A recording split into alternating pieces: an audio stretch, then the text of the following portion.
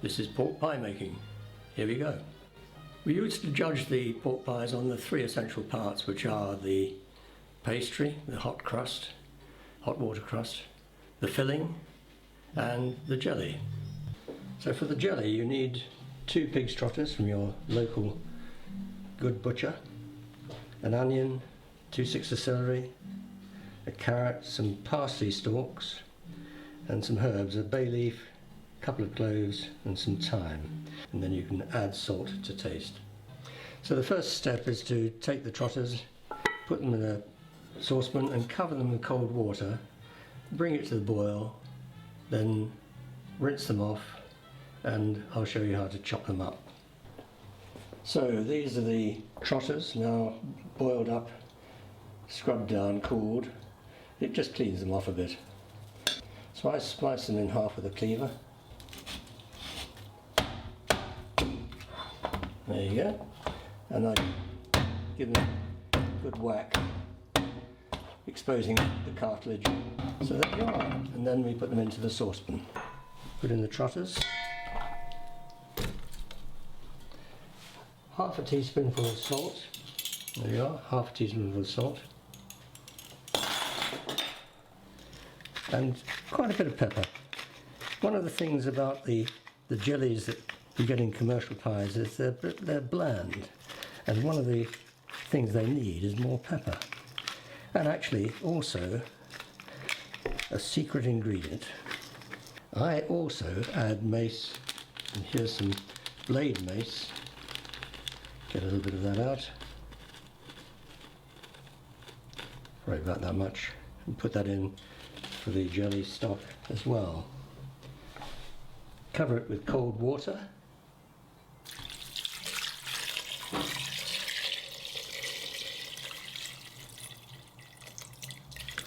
And put it on to boil.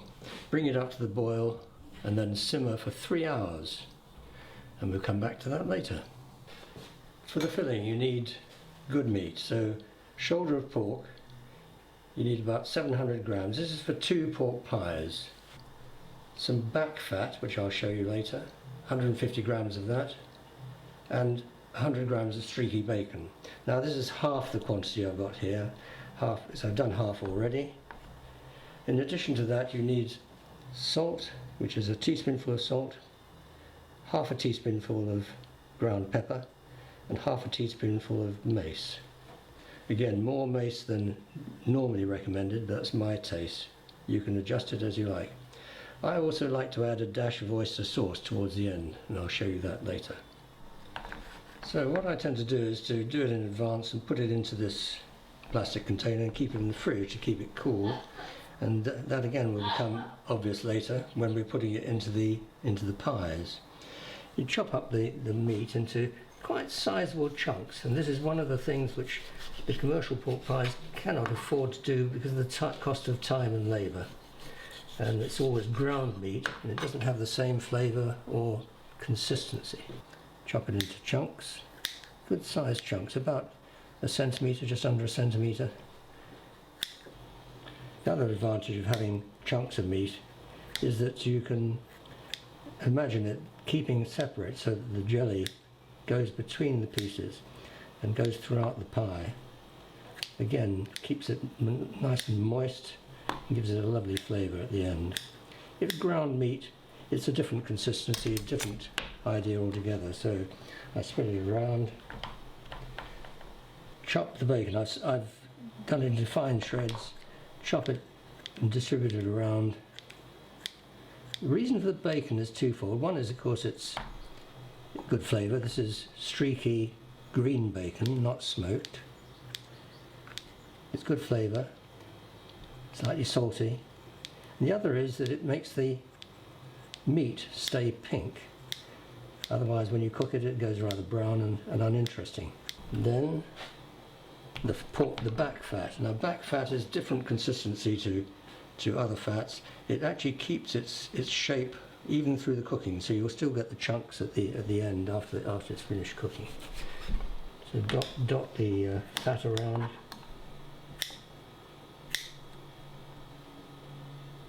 As much or as little as you want. There's about 150 grams, 100 to 150 grams per 2 pies. Sprinkle on about that much for each layer that's 4 lots of that.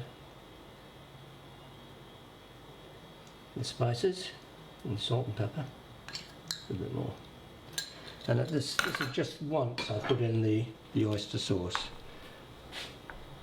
Just a little bit.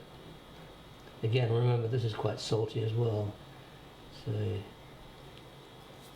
it's part of your salt ration. And so you go on, another layer, and then I keep it in the fridge for later on. Now for the hot water pastry, the crust, you'll need strong flour, that's bread making flour. It's 455 grams, a pound of strong flour. A teaspoon of salt, sprinkle it in.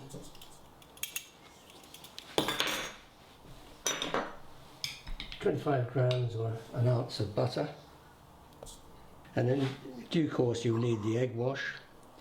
You need 6 ounces or 175 grams of lard. 5 tablespoons of milk mixed with 5 tablespoons of water, and you chop up the lard, melt it in the water and milk mixture, and we'll come back to that later. First of all, I'll just work in the butter into the flour and do that for a couple of minutes while the lard is melting. So when the lard is melted and come nicely to the boil, just tip it into the flour, stir it round for a couple of minutes. At this stage you may need to add more water if it doesn't turn out to be quite soft enough. And then when it's cool enough, work it with your hand, get into a nice solid gooey lump.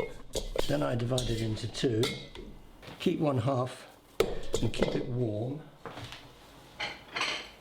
I usually cover it with a plate and put it on some slightly warm surface. Here's the pork pie tin, which has been well oiled, olive oil, kept warm.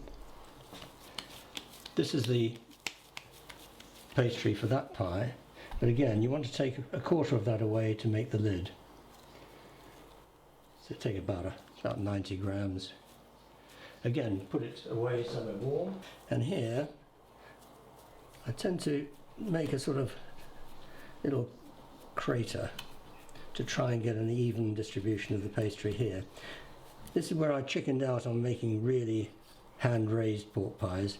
I do it by hand, but I do it within a tin and then take it out of the tin to give it that rustic shape. Good.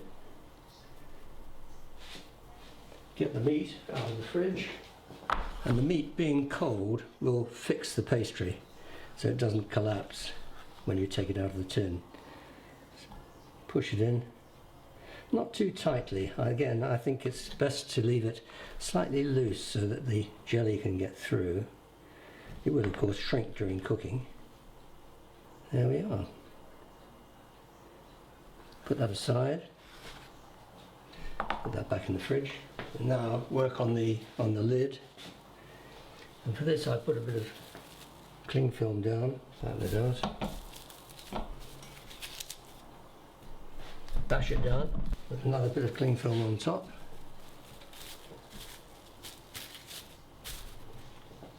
Roll it out between. You want it about 2 millimeters thick, I think. There you go. Take off the top cling film. Lift up from underneath. Ah, wait a minute, no. Egg glaze. Crucial bit to help it to stick. Lift it up underneath. Gently place it over. Cling film off. Seal the edges together.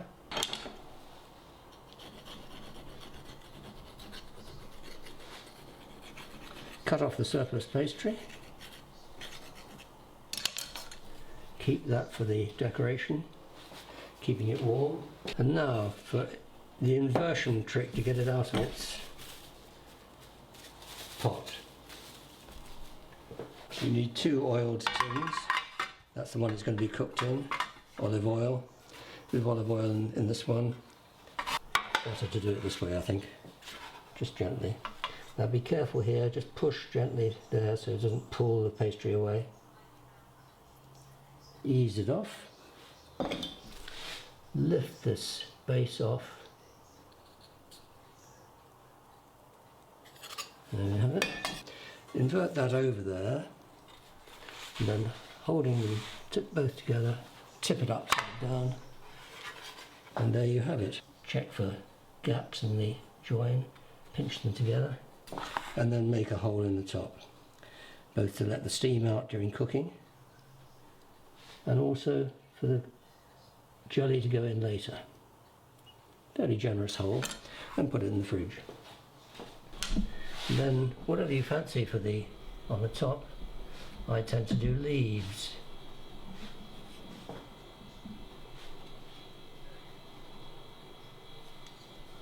Which look like tadpoles initially. Here I'll glaze again. And then that's surplus requirements. Marking the ribs, the veins. 1, 2, 3, 4, 5, 6, 7. Glaze those as well.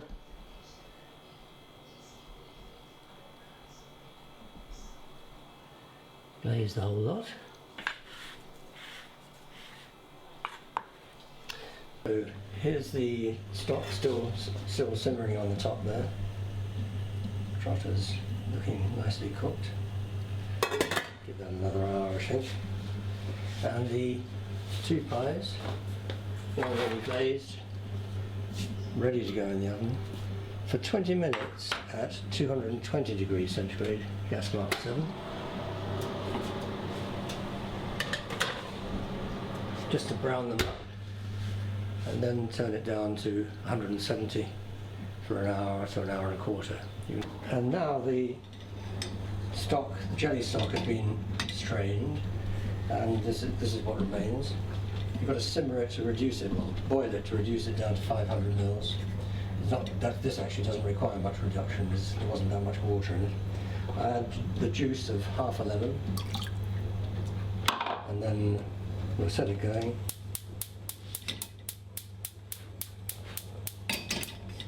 And wait for it to reduce.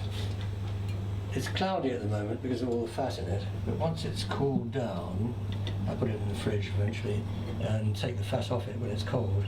And it's really relatively clear then. That's the one I did earlier. Right, these are 2 I did earlier, and they've had an hour and a quarter at 170 degrees. See how they are. Turn the oven off.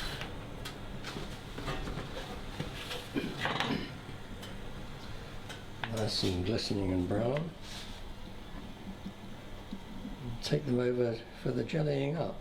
So this is the jelly, and I've taken off the bulk of the fat, put it into the saucepan, and we just take it over and gently melt it. We don't want it to be too hot.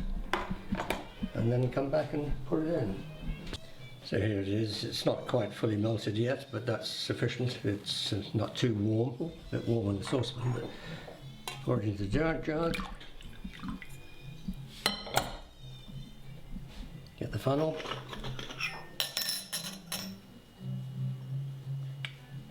Pour it in. Give this one some.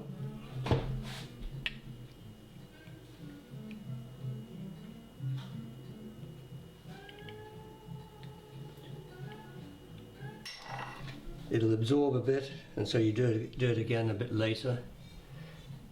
So 3 or 4 times over the course of an hour or so as they cool. So here's a finished product. Hopefully it's cool enough now. It's jellied up. You cut it. Nice crisp crust. Not quite set yet. A bit early, but there's the jelly. Lovely jelly all the way through. Nice moist filling. Pink and delicious, I can assure you.